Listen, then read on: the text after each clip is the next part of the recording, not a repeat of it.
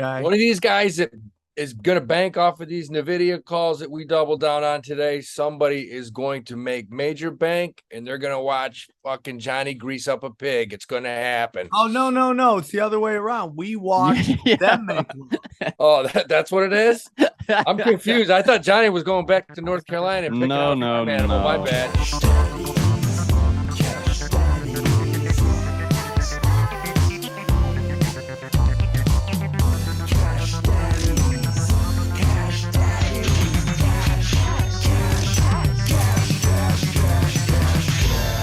Cash Daddies is for entertainment purposes only. You'd be an idiot to listen to anything these degenerates say.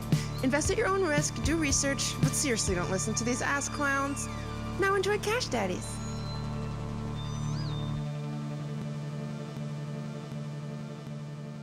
Welcome to Cash Daddies. We're banking fatties. Very excited. Big announcement. Boo. Okay, real quick. Let's get into it. Please welcome to the show, Johnny Woodard. Johnny, where are you? I'm at home. Something's going on with the camera. Working on it. Yeah. Yeah. Johnny broke the camera. Johnny broke the camera with his face. And joining us as always, the man in the Oh, he's so funny, How everybody. we doing? Hey, what's Yeah. going on, LA people? Big day, big announcements. Guess what? Guess who? Guess who hit 500 subscribers on Cash Daddy's Patreon? Cash Daddies. Do Crew is rocking in a down market, baby. Amazing. Rocking in the correction.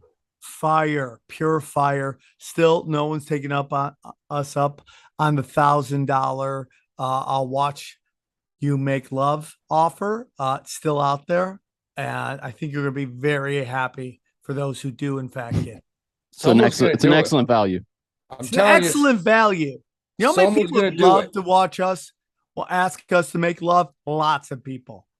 Okay. One of these guys that is going to bank off of these NVIDIA calls that we double down on today. Somebody is going to make major bank and they're going to watch fucking Johnny grease up a pig. It's going to happen. Oh, no, no, no. It's the other way around. We watch Yeah. them make love. Oh, that's what it is? Yeah. I'm confused. I thought Johnny was going back to North Carolina and picking out a farm animal. My bad. I would jump in on that if I knew that. I go halves with somebody. That is not it. Crazy week. A lot of stuff's going on. We got a great guest that's going to join us in a few. John Bush, he was on Tinfoil Hat, and I thought he'd be perfect. And so we had an open slot. So we're bringing him in, talk about what's going on with crypto. But how was your week, guys? We'll start with you, Howie, since computers like your face. How was your week?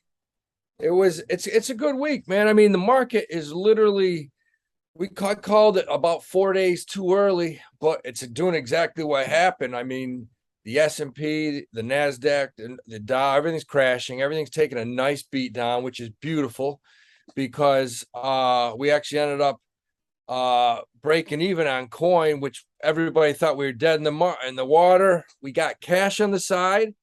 We bought some NVIDIA calls 2 days ago. Once it dropped from 190 to 166. We went in very light, bought a couple.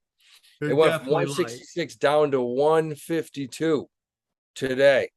And we all jumped on. We jumped on nicely. They were at $1.20, $1.30. I think they finished the day $1.40, $1.50. I love it. This is the first time that I love where this is going.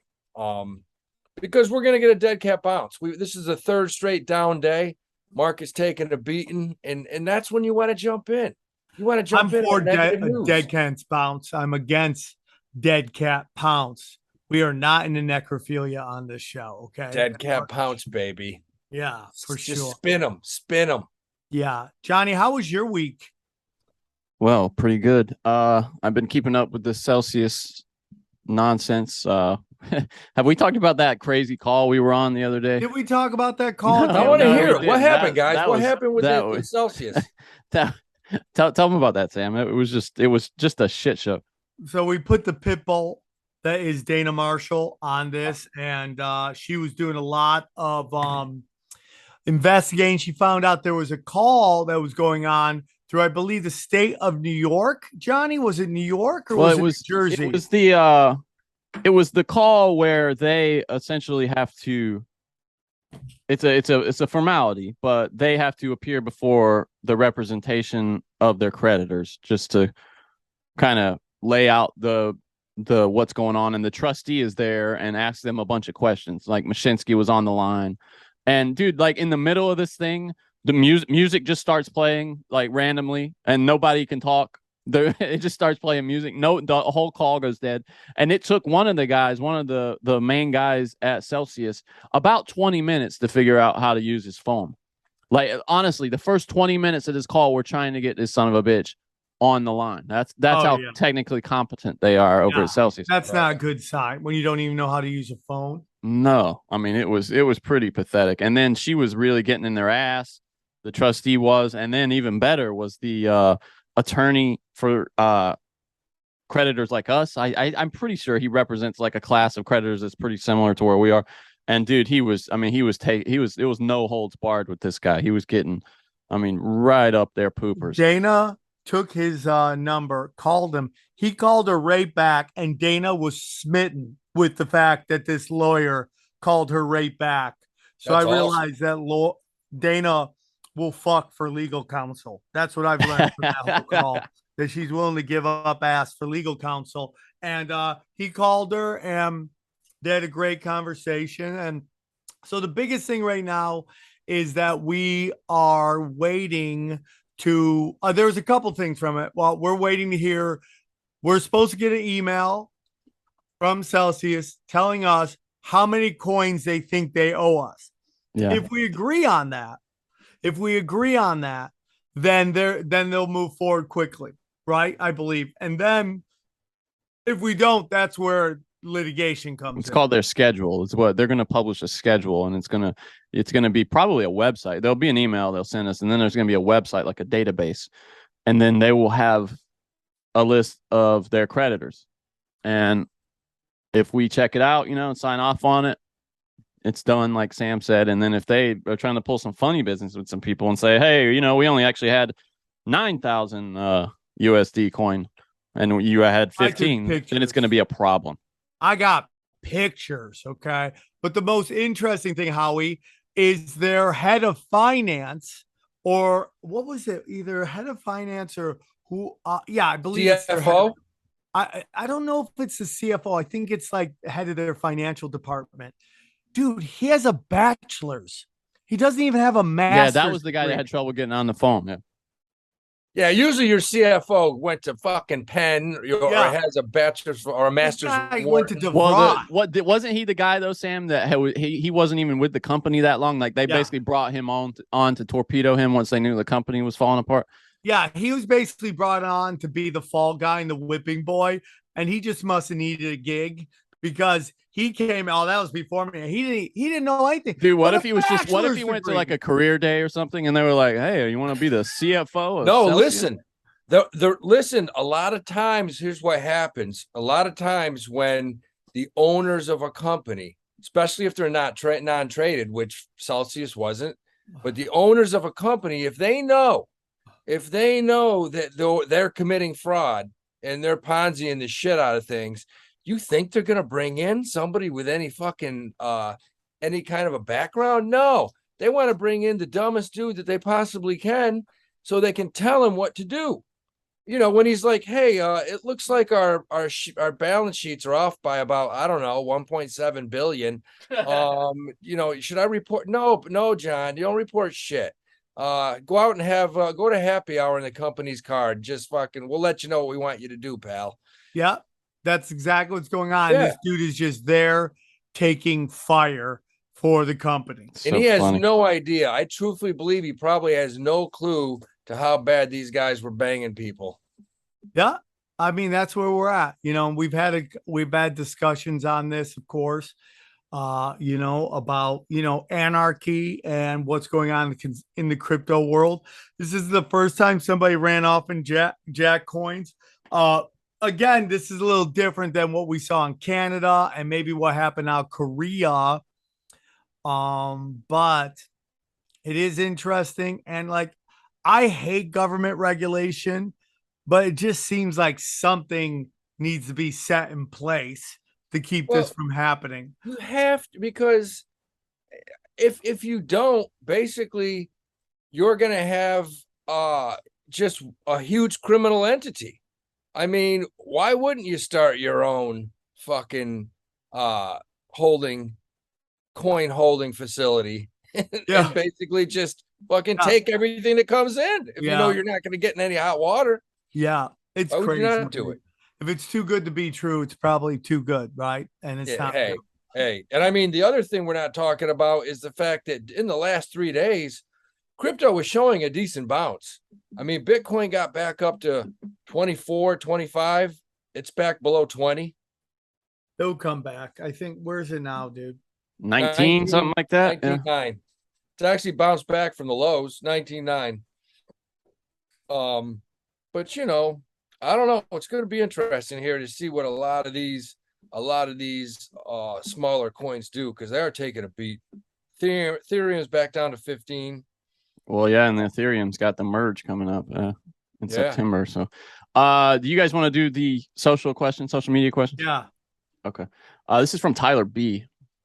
If your company has and this is for Sam, I think, if your company has a profit sharing program that is invested, but is yours to take penalty free once leaving the company, can that be considered part of your emergency fund? Man, you're asking a good question. Thank you for asking. What do you think, Howard?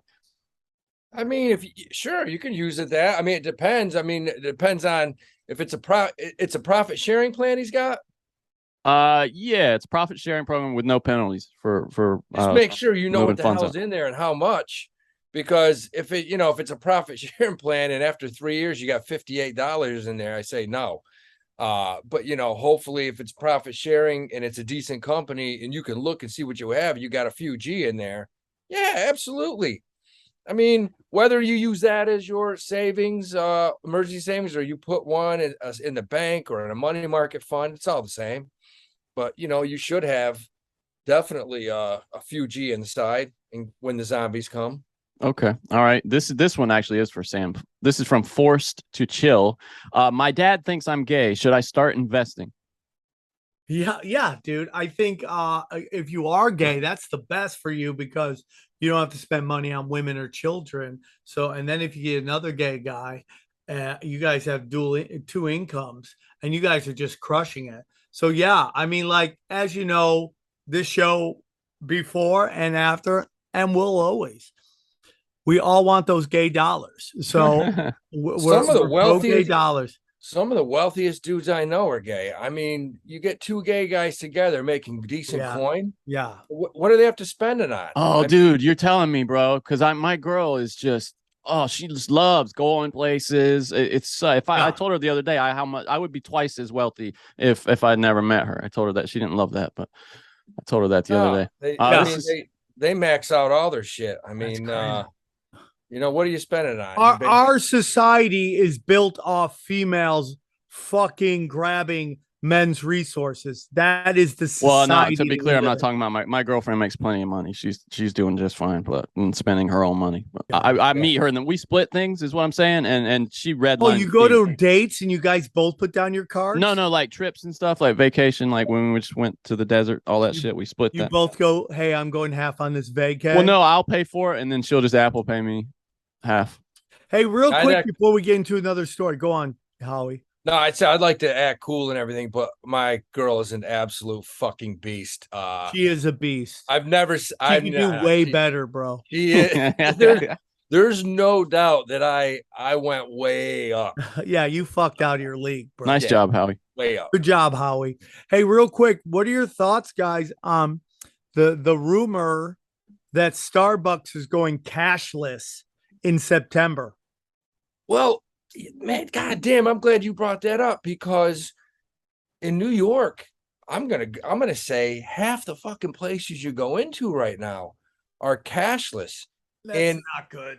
I don't think it is either, because I'm pretty certain. I don't know if it's a federal law or it goes state by state, but I know for a fact, I think in New York, there is a law that businesses have to take cash. I've been saying that forever. Johnny, what are your thoughts? I always thought you said that's not true.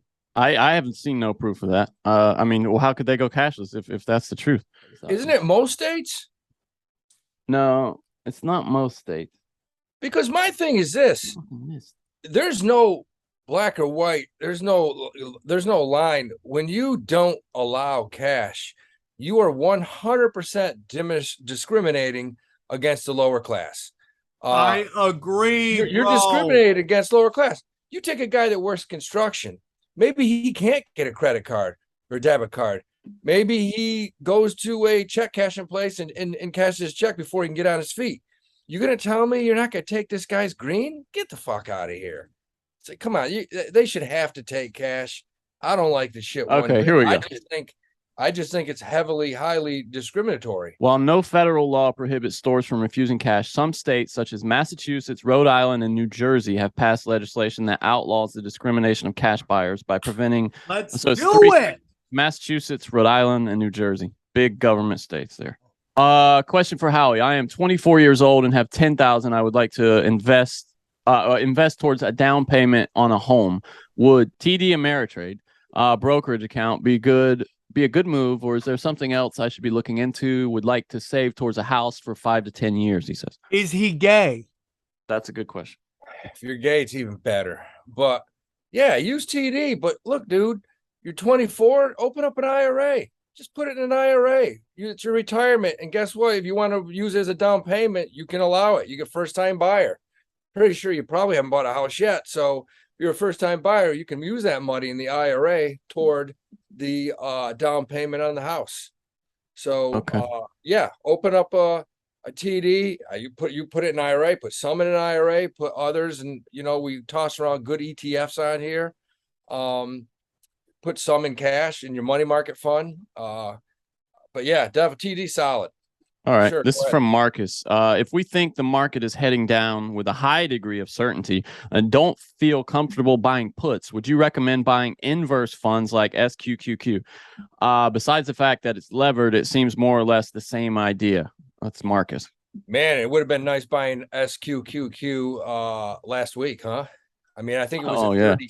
I think it was at 35, 36. I think it's at 43, 44. I wish I had held on to those market puts. My God, that would have been lovely. Hey, those puts, Johnny, those puts that I threw out there, I want to say they might have they more than doubled. I might even go triple. But hey, listen, remember on the SQQQ, go ahead and buy it, but you don't want to hold it more than 2 weeks. That's a short-term bang. You got to go in, buy it, sell it within 5 or 10 days. Let me bang, bro. Let me bang. Joshua Grimes asks, what you think about buying options on Caterpillar? Yeah, Josh Grimes, man. Josh Grimes crushed those SPY puts. Crushed it. That guy's crushing it. I'll tell you what, I'm looking at Cat, and it's taken a nice beat down. It's not yet where I want to buy it. I think if we sell off a little more, it's at 187 right now, down from 200. But it looks to me like this thing could possibly get down to 173, 176 if the sell-off continues, and then I'll be diving in again. All right, right on. Let me see. This is from RJ Santoya. This one's for Tripoli. Does he have any good recommendations for spiked shoulder pads and a crossbow? Looking for a Mad Max starter kit. Man, dude, I mean, teach each to their own, man. Have you trained with your crossbow? Have you trained? No, but hey, fun facts. This week, I get back into shooting guns. Okay, but you haven't trained with your crossbow. That's your life-saving device, you said. I've not. I'm starting. I have obligations, Johnny. No, it's cool. You only got it, a year ago or something like that? No problem. You haven't gotten around to it. Understood. Less than a year ago, bud. Those are some hairy fucking arms. Yeah, they are, dude. Sam's been going to the gym. He's showing off. Yeah, I have hairy Armenian arms. Guys, times are tough. There's a recession. Fuel is through the roof. Food prices are insane. And people have started to lose their homes. but there can be a huge positive to this because recessions are where more wealth is made than in any other time in the economic cycle. Take the last recession. Those who invested in property and stocks more than doubled their money inside 2 years. But no market rose like crypto, where people made 10, 50, even 100x over the same period. That's what James McMahon did. On his Crypto with James YouTube channel, he told his 21,000 subscribers to invest in the same 26 coins that he did. Had you invested $100 into each of those coins, you'd have been in profit more than $123,000. His top pick of the year, a crypto called Phantom, went up a staggering 692 times. And remember, this is public knowledge. You can go to YouTube and verify it yourself. James will be sharing every coin he buys during this recession on his Copy My Crypto membership site. It's like having a big brother who knows what he's doing. You don't need to know a thing about crypto or how to invest. You simply copy along.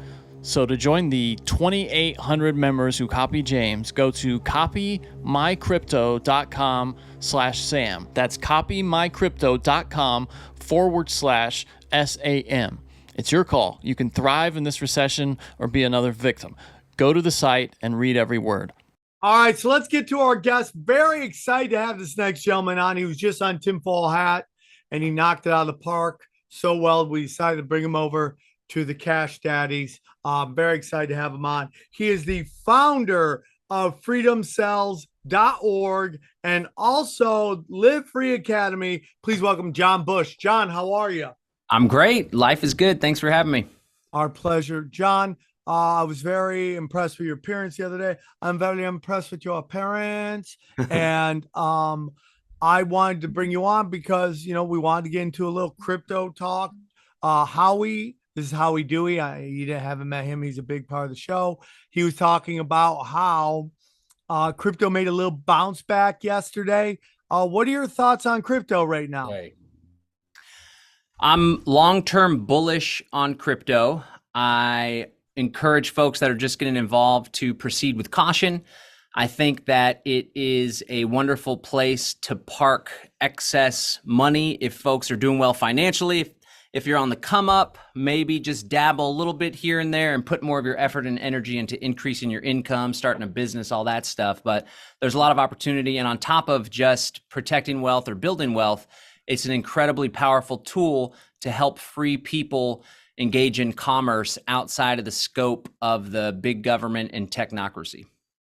I like that. You're very much into, this is where I think we're really going to hit with our listeners, the DeFi wallets, getting off of these kind of exchanges that can control your crypto, not let you get into it. Can you tell us a little bit about that? Yeah, well, just for starters, there is an important distinction between a custodial wallet and a non-custodial wallet, right? So most folks, when they're purchasing crypto, they'll use a service like Coinbase, for example, or an exchange like Rockin. And the challenge with these services, they're very easy to use and they're a wonderful on-ramp into the crypto space, but they're what's known as a custodial wallet. Now, with cryptocurrency, you have a public address and a private key. That's when you set up a wallet, it pumps out a bunch of public addresses and private key combinations.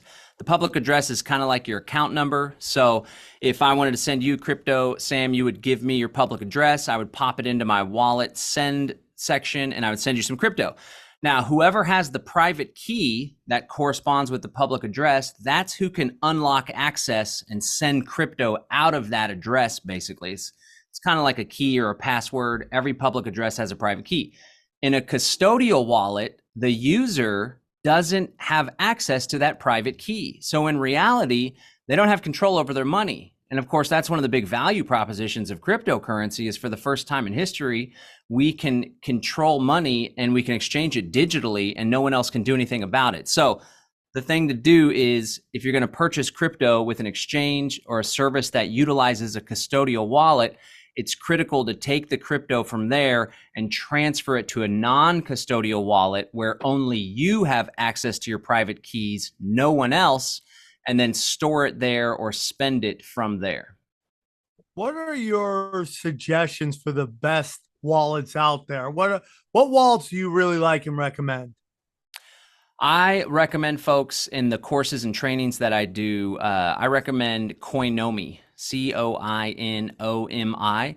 And I recommend that for beginners because it's very simple to use. It's what's known as a multi-wallet. So you'll be able to do Bitcoin, Ethereum, Litecoin, Dash, Monero, you name it, including all these Ethereum tokens, right? Tether, all this other stuff that you can use on top of the Ethereum blockchain. So I'm a big fan of that one. And then besides that, I like Exodus, the Exodus wallet. This is a wallet that allows you to do what's called staking. So there's certain cryptos like Cardano, for example, that you can purchase some and then you kind of lock it away, you stake it, and you earn just a little under 5% rewards or kind of like interest on it as well. So that's something, if you're long-term bullish on Cardano, you can park your money there and then slowly but surely put your money to work for you. And of course it compounds, which is pretty cool. Another good thing about the Exodus wallet is it'll utilize the Bitcoin Lightning Network. It's a layer 2 network that makes it easy to send and receive small amounts of Bitcoin with basically no fee whatsoever. That's not the case if you're using Bitcoin on the actual Bitcoin blockchain. The fees used to be like 20, 30, 40 bucks at times. Now they're probably a few dollars, but if you're gonna buy a cup of coffee for $5, it doesn't make sense to pay $1 for a fee.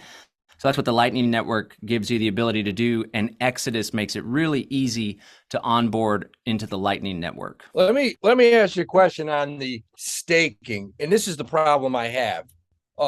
You talked about Cardano trading at 45 cents. Now, if you go in and you stake and you're saying, you get 5% and you get compounded, let me ask you a question. Where do you think they get that money to pay you 5%? How are they getting that high of an interest? Because banks can't give you that. Banks can insure your money, but banks can't give you 5%. So why can Cardano give you 5%? I have a real problem with that, and that makes me extremely nervous. All right, you're not defending the banks over here on us, are you? I hate banks. All right. I hate banks. Banks are the worst in the world. But I'd like to sit down with somebody at Cardano and say, you're giving me 5%. That's a hell of a deal. That's actually one of the highest rates of interest that I know. So my thing is, if you're giving me 5%, something tells me, because I know how banks do it. Banks can give me 1.5 or 2%, or if I want to buy a house, they'll lend it to me at 4.5 or 5.5%. And I know for a fact what banks do. Banks turn around, they buy Philip Morris and Coca-Cola, and they make 15% on that. And that's the hedge. So my point is, where's Cardano? Because for them to give me 5%, they got to be making much more than that somewhere to be profitable. No, I gotcha. Well, the thing about Cardano and many of these cryptocurrencies is they're completely decentralized. And while there may be a company or a nonprofit foundation that helps to develop the blockchain, there isn't a company and there's not necessarily some sort of profit system in Cardano. But let me answer your question as far as where that money comes from. Yeah. So certain cryptocurrencies have different consensus mechanisms, and these are basically the protocols, the systems that help the cryptocurrency to protect and ensure the legitimacy of the transactions, the security of the network. So for example, Bitcoin uses proof of work. And basically, that's what Bitcoin mining is. You have these complex computers that compete to solve a mathematical computation, and then whoever solves it, they get to add the next block to the Bitcoin blockchain, right, and verify the transactions. Well, Cardano uses proof of stake. So essentially, you stake your crypto, and then based on how much crypto you have staked, you have a greater chance of being chosen to validate the next block. And so whoever validates that block is rewarded with that crypto. So essentially, the Cardano protocol, the program that operates Cardano, it's generating new Cardano. So it's not interest coming from someone else here or there. It's new coins that are being generated and distributed to whoever earns the right to solve that block, earns the privilege to solve that block. That's you made that clear, but now I got a bigger problem. Let's say you're paying me 5% and you give me a shitload of new coins, and all of a sudden the price on Cardano continues to drop like it is right now. I'm not actually getting that 5%. I'm getting a lot less. Well, if you're comparing it to dollars, yes, that's the case. And that's something everybody should be aware of. And honestly, I've been involved in the crypto space since 2011, 2012, and more so as of late. I think the best strategy is simply to stack Bitcoin, plain and simple. There's other cryptos. There's other cryptos that have benefits and that you can like write smart contracts to do decentralized finance. Monero's great as we enter this era of the central bank digital currency, so we can continue to do business online outside their purview.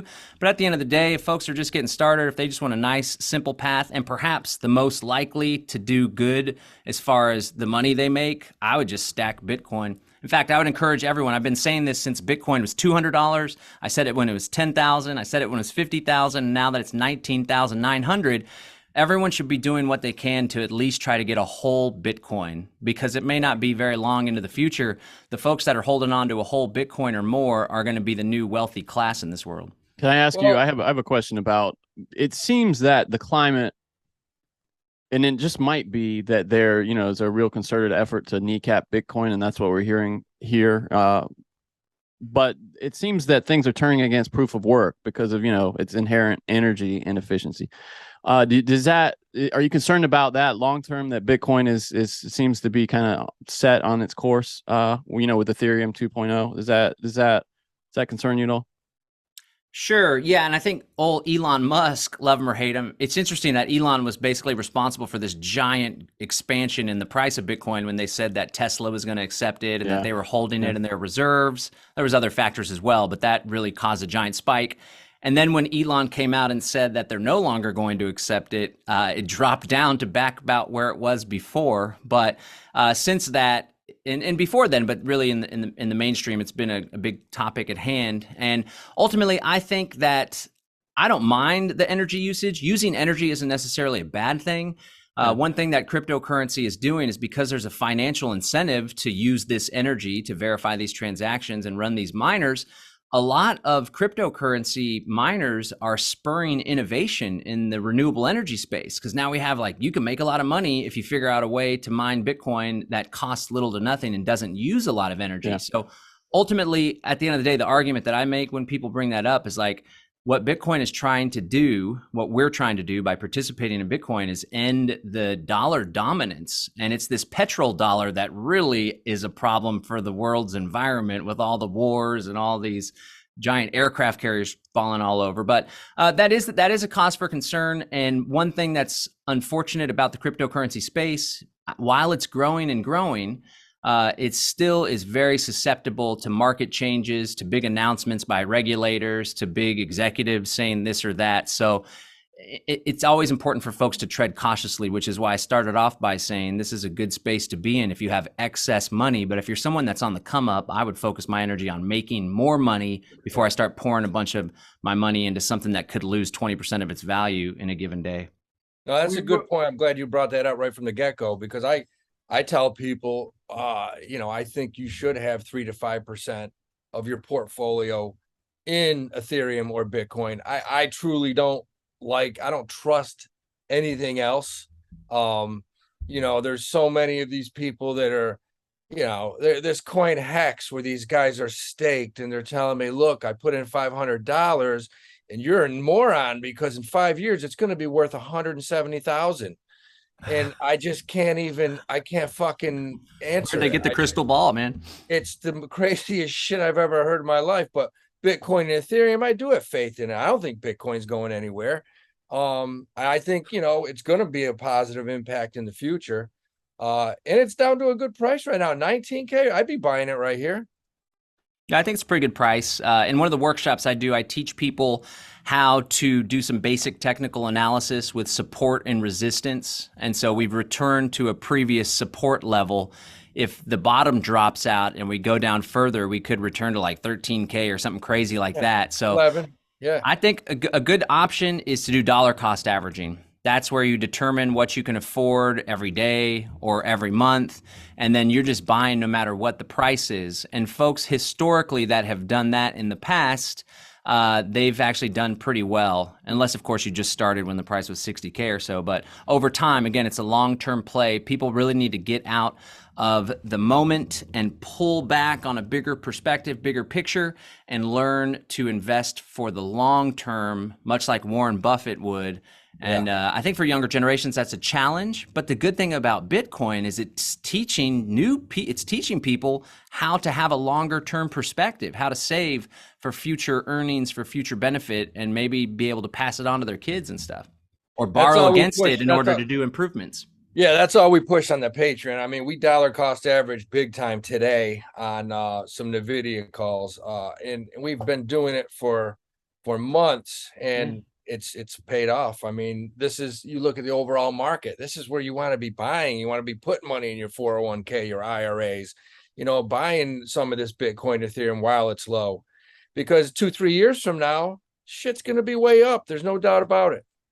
Is it a weird predicament to be in? Is it a rock and a hard place where you want to get as much crypto access to business as possible, meaning you could use crypto to buy stuff, but it also seems like the more we get these giant corporations into crypto, we're allowing them to control the value of the unit or the currency, right? I mean, because we have all these, everyone gets excited when like BlackRock has bought like a bazillion Bitcoin. You're like, yeah. And then they're like, then it seems like they also have control of the price. And it's a weird predicament to be in. What are your thoughts on that? Well, if somebody's investing in cryptocurrency or Bitcoin specifically in order to make some money or to protect wealth from inflation or to have gains in the future, then it would be seen as a good thing for lots of institutions, lots of big firms. If Walmart started accepting crypto, for example, that would signal to the market that it's a legitimate form of currency even.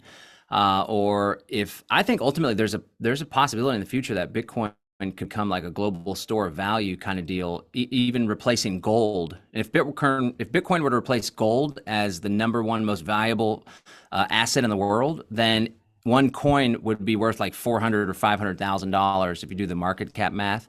But it's a some stabilization before that happens, because for sure, without a doubt. We're entering a digital world, and so it's much more useful than gold. Like it's very challenging to transport a whole lot of gold for these sovereign countries and stuff.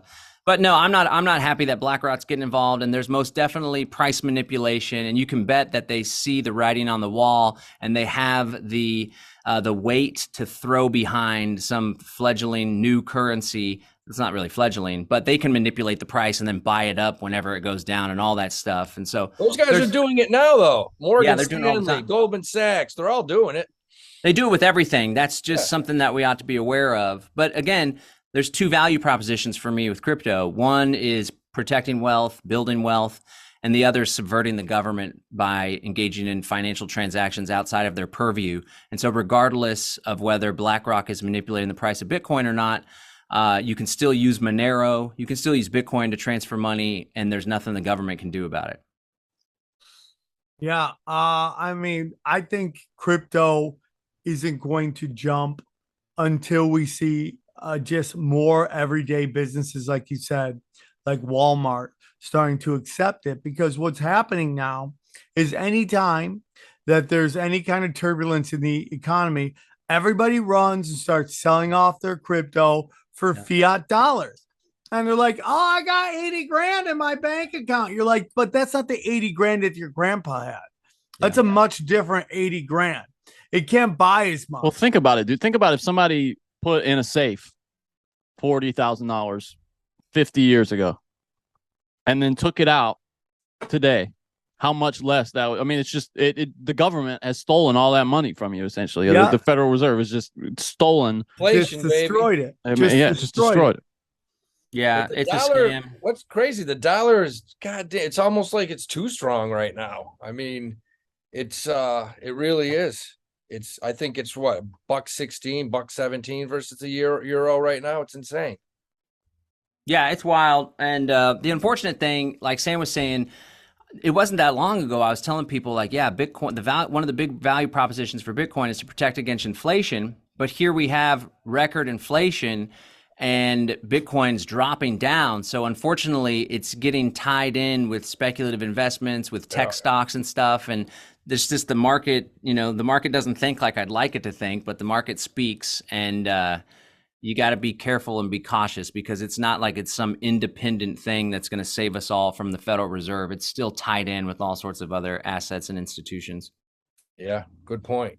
I mean, we just got to see an expansion of where you could use it.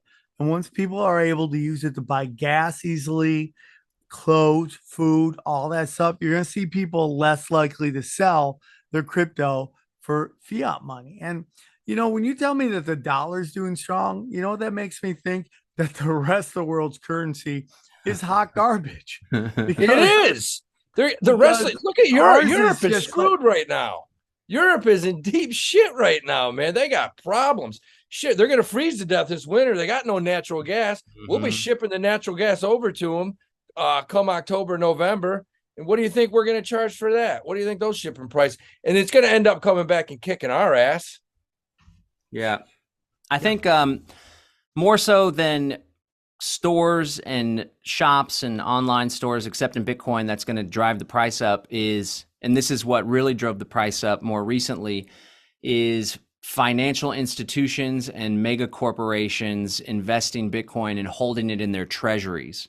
I think that's going to be the big signal. And I believe more so now Bitcoin is shaping up to be, this isn't what I wanted, but Bitcoin is shaping up to be like a digital gold store of value. Not now, obviously it's volatile and crazy, but I think that's more of the value proposition that Bitcoin will present. Now, this whole Lightning Network, it's going to make it easy to do little Twitter tips and send little small bits of money to express value or appreciation on social media and stuff. That's a really cool value proposition. But another thing too, when the older generations start to pass, a lot of young people that aren't uncomfortable with technology, that don't think it's weird to have money on a phone instead of using cash or whatever, I think that'll make a big difference too. But it's just important again to remember it's the long-term play. I mean, we're kind of there now, aren't we? Who you walk into any restaurant, everyone uses Apple Pay, or you just fire your card over and you can pay for anything now.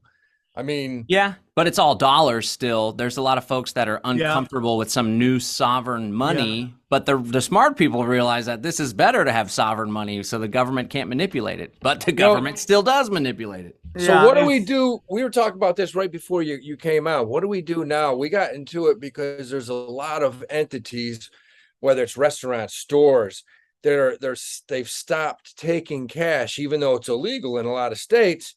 And I personally feel that by not taking cash, you're pretty much discriminating against the lower class. Because, what if you're a guy that works, you don't have a credit card, you can't get one, you have to pay in cash. That's a whole different situation. I mean, how the hell do you teach those people about crypto? Oh, yeah. Crypto is still pretty complicated, right? So folks that are struggling financially or folks that are less educated, they may have issues with it. And that's what happened with El Salvador, right? Like it was some big grand experiment, but a lot of people in El Salvador are like, we don't want to do this. This is a little bit overwhelming for us. We'd like the status quo of the dollar, basically. But I'm not happy about this shift away from cash. It's obvious that it's all part of this effort to track, trace, surveil, and control people's money. So the thing to do is ask ourselves, well, what are we going to do about it? And that's some of the work that we do with the Freedom Cell Network. There's over 33,000 of us globally, and we're all conscious of these problems: surveillance, central bank digital currency, war, technocracy.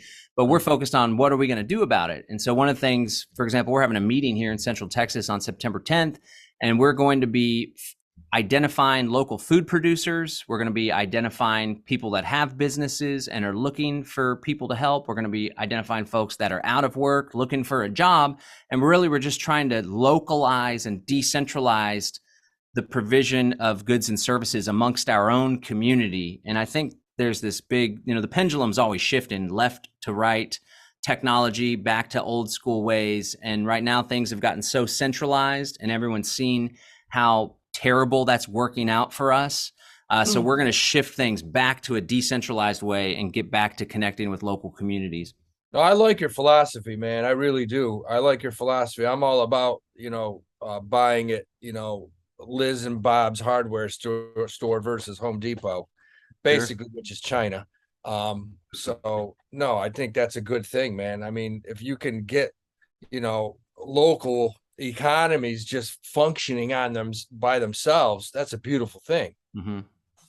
Yeah, and it's a challenge.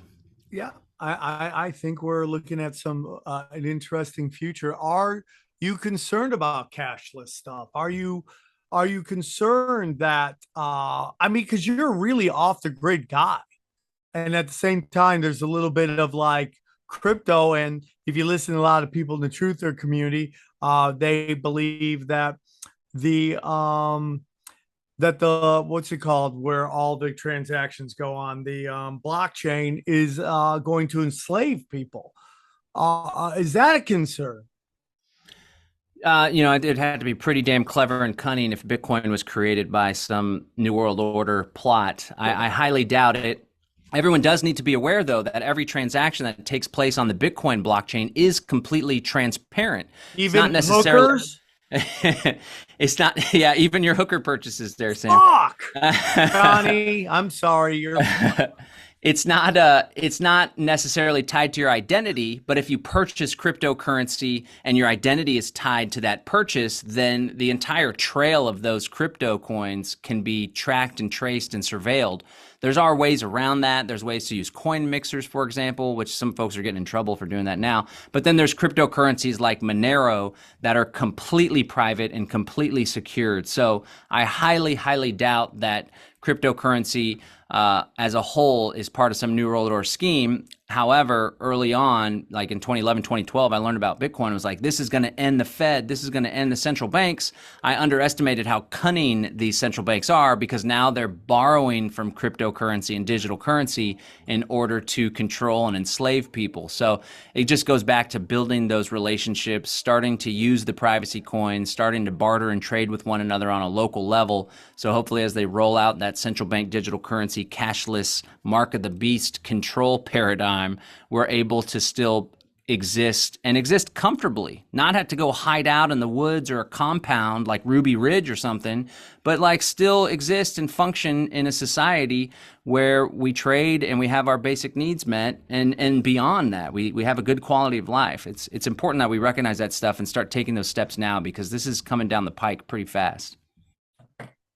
Today I was driving, and for the first time ever, I heard an ad on the radio, which is crazy. The radio, which tends to be older people, for the metaverse.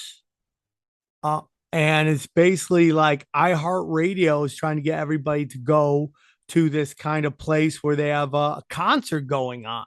Wow. And a lot of these cryptos we saw were like, I know Decentralized Land, which is, I think, going to be a competition to Metaverse, which it's gonna be interesting to see how that kind of, how they integrate. Yeah. But Decentralized Land was on a nice run, but now it's taking a beating because the internet didn't move as quick as the currency did. How far away do you think we are, in your estimation, to stuff like that, where we're going to be able to use our cryptocurrency in the metaverse and stuff like that? It's clear that that's part of this whole Great Reset agenda. And of course, the lockdowns, everything that happened with COVID, it aligns perfectly with the Great Reset agenda. Locking people down so they can't go into the office brought on this whole Zoom thing, right?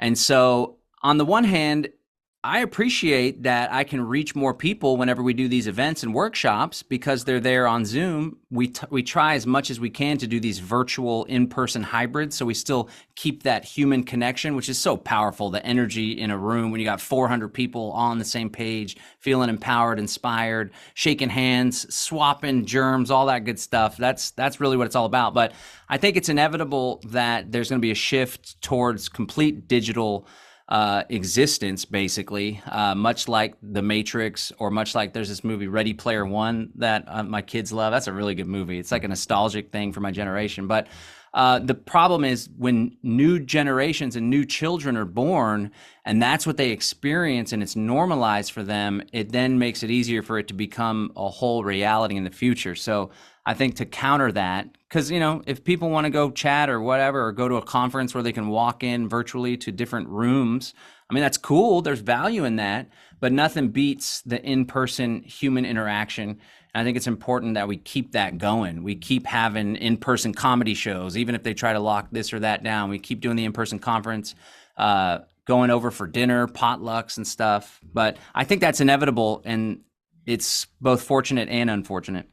Well, I'm excited because by the time the metaverse is cooking with gas, I'm going to be in the old home, and that's going to be perfect for me. I'm just going to sit in my old home, shitty ass room with my goggles on and just bang hookers in opium dens. And that's all I'm going to do, bro.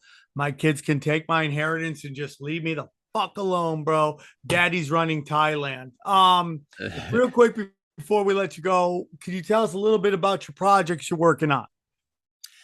Yeah, so we actually did a webinar. It's a free webinar. I'll share the links with you guys to share with your audience, but it's all about crypto. I went for 4 hours. Usually when I do these webinars, I'll just go, and there's a lot of questions. What do you, but I Dave share Chappelle? I share about decentralized finance. I overcome a lot of these objections because a lot of people are concerned about crypto, saying, what if the grid goes down or there's an EMP? At the end of the day, you're not going to be worried about your crypto if there's an EMP and the grid goes down. You better be prepped and make sure you got your little survival crew ready and you can eat. But we talk about a lot of that stuff. So love to share that link with you. And then we're having a big conference. We call it an activation because it's more than just a conference, right? So a lot of people are familiar with this great reset, this effort to merge biology, technology, reshape government, old Klaus Schwab. You will own nothing and be happy and eat the bugs, right? So to counter that, we're doing this greater reset. So essentially, it's like there for centralization, corruption, control. We are for decentralization, voluntary interaction, transparency. And so we try to present solutions-oriented speakers and presenters, entrepreneurs, visionaries. But that's coming up in January 18th through the 22nd. People can join us in person in Central Texas. There's also an in-person version in Mexico. And then it's free for everyone to watch online. So people can check that out at thegreaterreset.org, thegreaterreset.org. All right, man. Solid. Cool. John, it was a pleasure to have you on. You killed it again. Thank you so much for coming on. And we look forward to talking to you again, hopefully down the line. Any new projects you got going on, any thoughts on crypto, just hit us up, and you have an open door to come on Cash Daddies. Cool. Thanks, guys. Appreciate the time. Good stuff, brother. man. Thank you so much. You crushed. Thank you. Bye. All right, so let's get into it, man. We're going to do our picks. Who wants to start? I'll start. Guess what I'm picking, guys? Silver. Silver's down by a fat chunk of it. I didn't need Howie to tell me to pick silver. I was going to pick silver anyways, and that's my choice. Silver. Buy now. Get silver. We're going to be able to buy off indigenous people and shoot werewolves. Let's go. What do you got, Johnny? Dude, silver's a good buy. You look at the SLV ETF. It was literally in 6 months, it's gone from 25 down to 16.98, 17. It's a good buy right now. Silver. All right, right on. Yeah, I'm not smart enough for this market. You know, it's all over the place. So I'm in cash and following Howie Dewey. Yeah, man. Here's my pick. I sold. I stopped out of this DSX at around $6. It's finally down to 480. I think it's a good time to buy it back. DSX. I like it right here. Shipping company. I love it. Cash. Right on. All right. We'll get in. Howie's going to get into his big plays over in the Patreon portion of this episode. He's got a pretty exciting week underway already. So looking forward to. Someone's got a new haircut. The rest of this. Picks. Oh, new haircut. Yeah, sure did. Huh? See you on the Patreon. All 500 of you. 503. 503 now. Yeah, it's already 503. It never stops. Onward, upward to 1,000.